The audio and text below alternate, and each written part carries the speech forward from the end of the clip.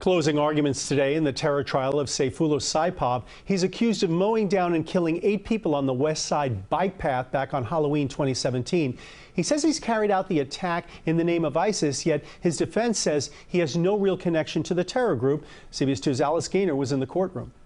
In its 3-hour closing argument, the prosecution pointed to a mountain of evidence against 34-year-old Sayfullo Saipov, explaining how he turned a bike path into his battlefield by following the ISIS terror playbook, using a 6,000-pound rental truck, targeting a crowded area, even carrying a confession with him to the crime. Saipov has admitted to driving onto the bike path at Pier 40 and mowing down cyclists, killing 8 and injuring even more. A crash expert testified Saipov appeared to be speeding upwards of nearly 60 miles per hour. Saipov told investigators he intended to keep going to the Brooklyn Bridge, but hit some poles and a school bus. Here's the crash.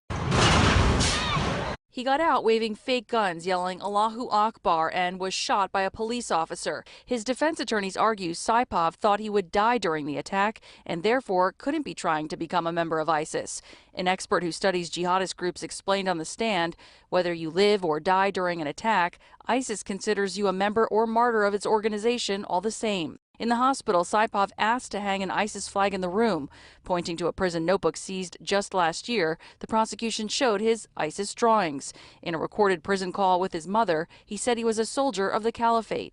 The defense called no witnesses and rested its case after entering a couple of things into evidence. Saipov did not testify despite speaking out in court during a 2018 appearance.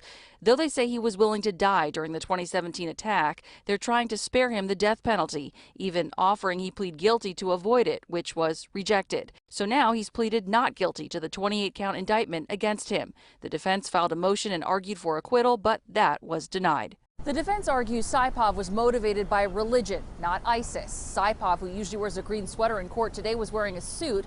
The jury should get the case tomorrow. Outside a federal court in Lower Manhattan, Alice Gaynor, CBS 2 News.